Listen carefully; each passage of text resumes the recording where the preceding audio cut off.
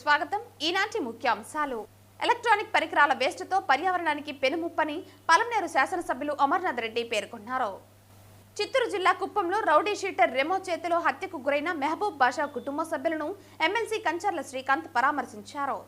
చిత్తూరు జిల్లా కుప్పంలో మెహబూబ్ బాషా హత్యపై చిత్తూరు జిల్లా SP Manikanta Chandolu press meet నిర్వహించారు. మెహబూబ్ బాషాను హత్య చేసిన రెమోను అరెస్టు చేశామని, రెమో అనే వ్యక్తిపై అనేక కేసులు ఉన్నాయని ఎస్పీ తెలిపారు.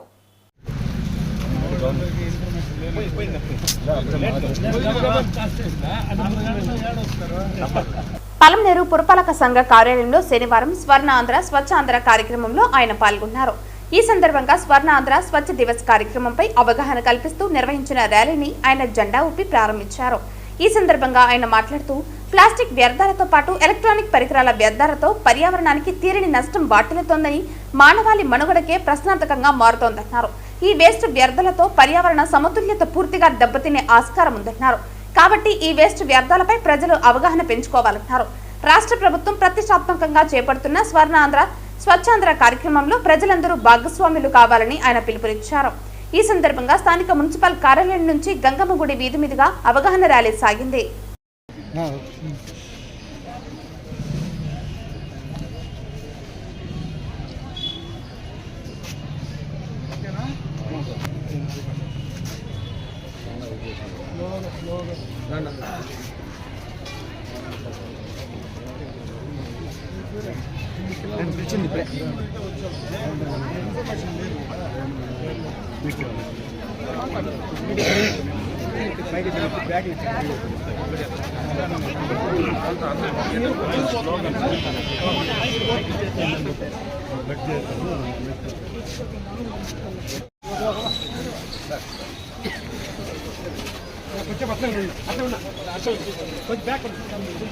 వెనకాలే ఉన్నాం.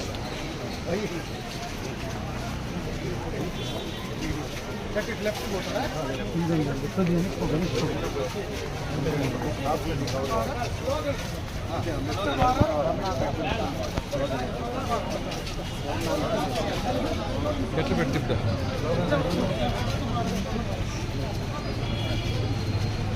స్వర్ణాంధ్ర స్వర్ణాంధ్ర స్వర్ణాంధ్ర స్వర్ణాంధ్ర స్వర్ణాంధ్ర స్వర్ణాంధ్ర స్వర్ణాంధ్ర స్వర్ణాంధ్ర స్వర్ణాంధ్ర స్వర్ణాంధ్ర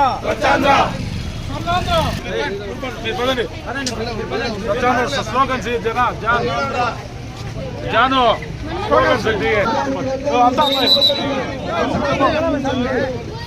ముందు పద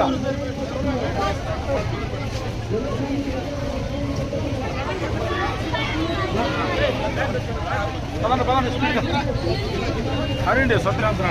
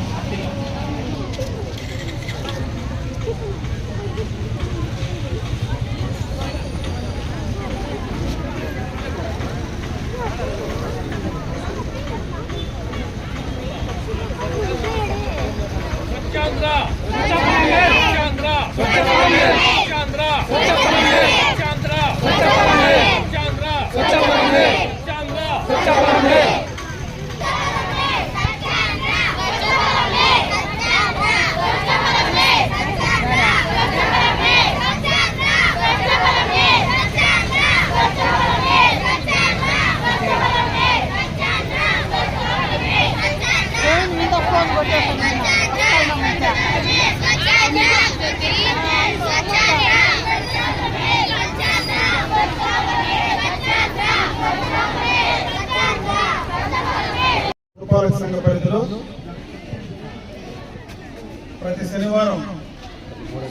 ప్రతి మూడవ శనివారం స్వర్ణాంధ్ర స్వచ్ఛాంధ్ర ప్రోగ్రాము రాష్ట్ర ప్రభుత్వం రాష్ట్ర ముఖ్యమంత్రి గారి ఆదేశాల మేరకు ఈ కార్యక్రమాన్ని ప్రతి 3వ శనివారం కూడా క్లీన్ అండ్ గ్రీన్ అనే కార్యక్రమం కింద నిర్వహించడం జరుగుతూ ఉంది. ఈ శనివారం ప్రత్యేకంగా ఈ వేస్ట్ ఏదైతే ఎలక్ట్రానిక్ వేస్ట్ ఉందో దాన్ని పూర్తిగా కూడా సేకరించి ఆ వ్యర్థాలు ఏదైతే ఉన్నాయో వాటిని రీసైకిల్ చేసేటువంటి కార్యక్రమం పైన ప్రత్యేకమైనటువంటి దృష్టి పెట్టడం జరుగుతూ ఉంది. ఎందుకంటే ఇదొక పర్యావరణానికి ఇదొక పెనుముప్పుగా పరిగణించేటువంటి ప్రమాదం ఉందని మన రాష్ట్రమే కాదు, దేశమే కాదు, ప్రపంచ దేశాల్లోనే ఈ వేస్ట్ ఏదైతే ఎలక్ట్రానిక్ వేస్ట్ ఉందో దీని ద్వారా పర్యావరణం పూర్తిగా కూడా దెబ్బతింటుంది, సమతుల్యత దెబ్బతింటుంది. పూర్తిగా ప్రపంచంలో మానవాళి మరి మనుగడకే ఇది ఒక ప్రశ్నార్థకంగా మారుతుందనేటువంటి విధానంని మన శాస్త్రజ్ఞులు కూడా గుర్తించడం, పర్యావరణానికి సంబంధించినటువంటి అధ్యయనం చేసేటువంటి ఎంతో మంది దీనిపైన ప్రత్యేకంగా కూడా మాట్లాడడం, దాన్ని పూర్తిగా నిర్మూలించాలా, ఏదో రకంగా దాన్ని రీసైకిల్ చేసి పర్యావరణం దెబ్బతినకుండా దాన్ని సమతుల్యత పాటించే విధంగా కూడా కార్యక్రమాలు తీసుకోవాలని ప్రపంచవ్యాప్తంగా కూడా ఈ కార్యక్రమం చేస్తా ఉన్నారు.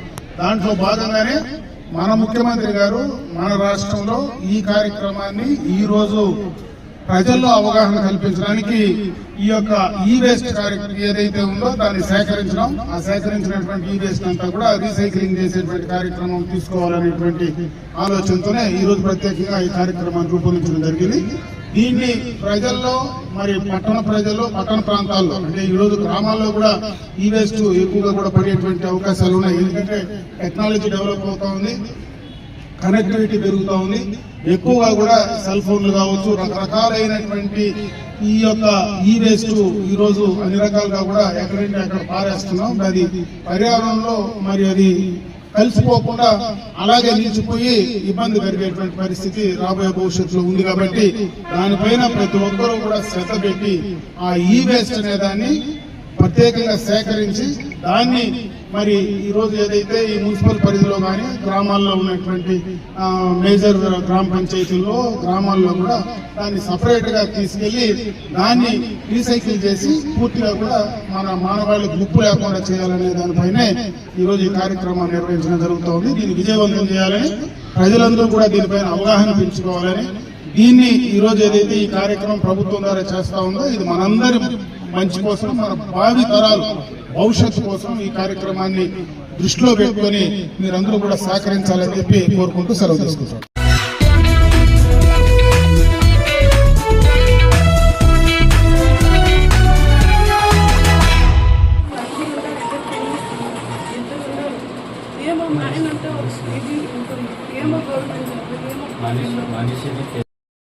మెహబూబ్ బాషా కుటుంబ సభ్యులకు 3 లక్షల చెక్కును ఎమ్మెల్సీ అందజేశారు. మెహబూబ్ బాషా కుటుంబ సభ్యులకు అండగా ఉంటామని భరోసా ఇచ్చారు.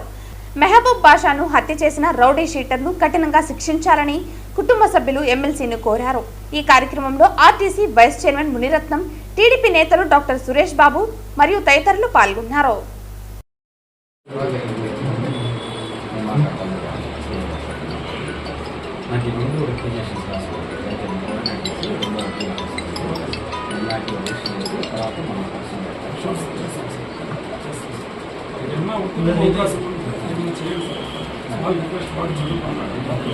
పర్టికులర్గా నాకు చెప్పాలి ముందు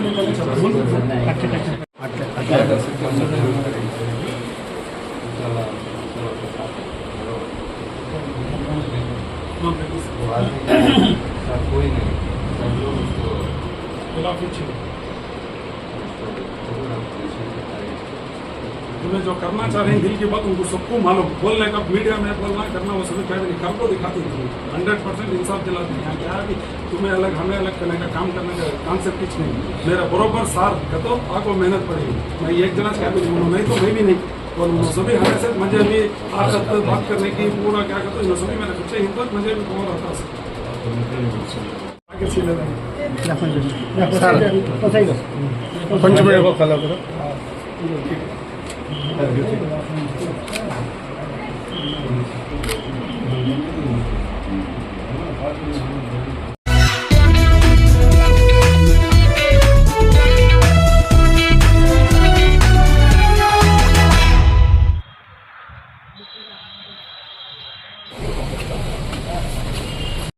ఈ సందర్భంగా ఆయన మాట్లాడుతూ మెహబూబ్ బాషాను హత్య చేసిన రెమోను అరెస్టు చేశామని తెలిపారు. రెమో అనే వ్యక్తిపై అనేక కేసులు ఉన్నాయని పేర్కొన్నారు.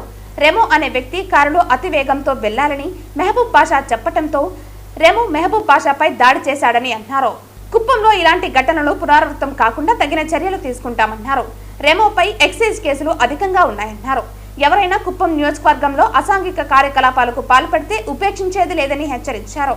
ఇప్పటికీ కుప్పం నియోజకవర్గంలో గంజాయి రవాణాను అరికట్టామని పేర్కొన్నారు. కుప్పం టౌన్లో ఏప్రిల్ 18వ తారీఖు ఉదయం సుమారుగా 9-9:30 ప్రాంతంలో జరిగిన ఘటన గురించి ఈరోజు మీడియా సమావేశం ఏర్పాటు చేయడం జరిగింది. ఇందులో ఎక్యూజ్డ్ ఎవరైతే ఉన్నారో శ్రీరామ్మూర్తి అలియాస్ రెమో అనే వ్యక్తి, ఇతని మీద మనకి చాలా రకాల ఎక్సైజ్ కేసులు ఉన్నాయి. ఇతని మీద సస్పెక్ట్ షీట్ కూడా ఉంది. ఇతను తన కారులో వెళ్తూ ఉండగా ఎవరైతే సరే చనిపోయారో మహమ్మద్ బాషా గారు, అతని వయసు సుమారుగా 58 సంవత్సరాలు ఉంటాయి. తను ఒక మెకానిక్ గ్యారేజ్లోంచి తన వెహికల్ బయటికి తీసుకొని వచ్చి మూవ్ చేసే సమయంలో ఈ ఎక్యూజ్డ్ చాలా ర్యాష్గా స్పీడ్గా హైవే మీద వెళ్ళడం జరుగుతుంది.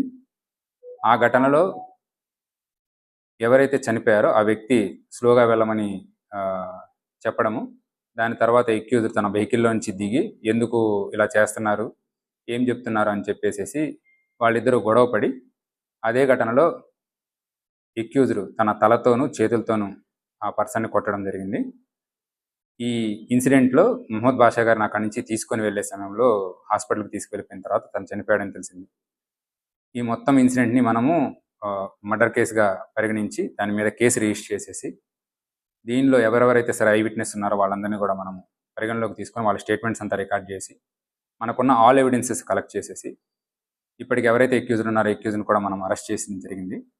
ఇలానే ఎవరెవరైతే ఈ కేసులో ఇన్వాల్వ్ అయ్యారు, ఇంకెవరైనా సరే తనతో ఏమన్నా ఇట్లాంటివి చేయించారా, ఇంతకుముందు పాత కేసులు ఏమైనా ఉన్నాయా, వీటన్నిటిని కూడా మనం బయటికి తీసి ఎవరెవరైతే ఇట్లాంటి హై హ్యాండెడ్ బిహేవియర్ చేస్తున్నారో కుప్పం టౌన్లో మరొక ఇన్సిడెంట్ జరగకుండా ఉండడానికి అలాంటి హై హ్యాండెడ్ బిహేవియర్ చేసే వాళ్ళందరినీ కూడా మనం లిస్ట్ అవుట్ చేసి వాళ్ళందరినీ కూడా మనం ఏమైతే లీగల్ యాక్షన్ తీసుకోవాలో ఆ లీగల్ యాక్షన్ కూడా స్టార్ట్ చేయడం జరుగుతుంది. మరొక ఇన్సిడెంట్ ఏం జరగకుండా ఉండడానికి మేము ప్రజల నుంచి విజ్ఞప్తి చేసేది ఒకటే, ఎవరైనా సరే ఇట్లాంటి వాళ్ళు ఉన్నారంటే మాకు సమాచారం ఇచ్చిన వెంటనే వాళ్ళందరినీ కూడా మేము ఎటువంటి చట్టపరంగా మనం చర్యలు తీసుకోవాలో అన్ని రకాలుగా చర్యలు తీసుకుంటాము. ఇటువంటి ఇన్సిడెంట్స్ మరొకటి కూడా జరగకుండా ఉండాలనే ఉద్దేశంతో మేము పనిచేస్తున్నాము. దయచేసి ప్రతి ఒక్కరూ కూడా మీ ఏరియాస్లో 11 బ్రాందీ షాపులు ఉంటే 300 బెల్ట్ షాపులు ఉన్నాయి సార్. దానిపైన మీ చర్యలు ఇంతవరకు దీని మీద మేము ఎక్సైజ్ డిపార్ట్మెంట్తో కూడా కోఆర్డినేట్ చేసుకుంటున్నాము. సో ఎక్కడెక్కడైతే సరే ఇలాంటివి ఉన్నాయని మీకు ఏదైనా సమాచారం ఉన్నా మాకు ఇవ్వగలరు. సో ఖచ్చితంగా దీని మీద కోఆర్డినేషన్ కూడా మీటింగ్ పెట్టాము. నా దృష్టికి అయితే ఇప్పటిదాకా మీరు ఎవరు తీసుకురాలేదు. సో ఎవరైతే ఉన్నారో దాని మీద అయితే ఈ సంవత్సరం కేసు రిజిస్టర్ చేసి మనం రిమాండ్కి పంపించడం కూడా జరిగిందండి. సో ఆ కేసు అయితే మీకు తెలుసు ఎక్సైజ్ కేసెస్లో ఎక్కడైనా సరే ఇలా ఉన్నాయి. And quantity more than 10 litres ఉన్నా లేకపోతే వాళ్ళ మీద వేరే కేసులు ఉన్నాయని చెప్పినా మన రిమాండ్కి కూడా వెళ్తారు. సెక్షన్స్ చాలా స్ట్రాంగ్గానే ఉన్నాయి. ఖచ్చితంగా అండి, మనం ఎక్కడున్నా సరే వీటి మీద ఖచ్చితంగా ఎక్స్టెన్సివ్ రైట్స్ అన్ని డిపార్ట్మెంట్స్ కలిపి రైట్ చేస్తాం. ఇంతకుముందు గంజాకి సంబంధించిన ఎటువంటి ఇన్ఫర్మేషన్ ఉన్నా కూడా మనం నెలపాటు, అర్థమైందా, నెలపాటు మొత్తం ఎక్స్టెన్సివ్ రైట్స్ కండక్ట్ చేయడం జరిగింది. ఇంతకుముందు 1 మొక్క 2 మొక్కలు ఇలాంటివి కూడా మనం ఐడెంటిఫై చేసాం ఫారెస్ట్ ల్యాండ్లో. వాటిని చాలా వరకు కంట్రోల్లోకి తెచ్చాము. సిమిలర్గా ఈ బెల్ట్ షాపులు ఇట్లాంటి వాటి గురించి వచ్చే ప్రాబ్లమ్స్ ఏమైనా ఉన్నా కూడా మనం ఎక్స్టెన్సివ్గా రైట్స్ కండక్ట్ చేస్తాము. ఎక్సైజ్ డిపార్ట్మెంట్తో కూడా కోఆర్డినేట్ చేసుకుంటాం. Okay, thank you. స్ట్రేట్గా మా పోలీసుకి సమాచారం ఇవ్వగలరని కోరుకుంటున్నాను. Thank you. మీద ఎక్సైజ్ కేసులు 6 కేసులు ఉన్నాయి పోలీస్ డిపార్ట్మెంట్లో. అలానే ఎక్సైజ్ డిపార్ట్మెంట్లో 4 కేసులు ఉన్నాయి. అలానే ప్రాపర్టీ అఫెన్సెస్ 5 కేసులు ఉన్నాయి. గత 8 సంవత్సరాలు 9 సంవత్సరాల్లో జరిగిన కేసు ఇవన్నీ కూడా. మ్యాక్సిమం ఎక్సైజ్ కేసులు ఇతని మీద 10 వరకు ఉన్నాయి.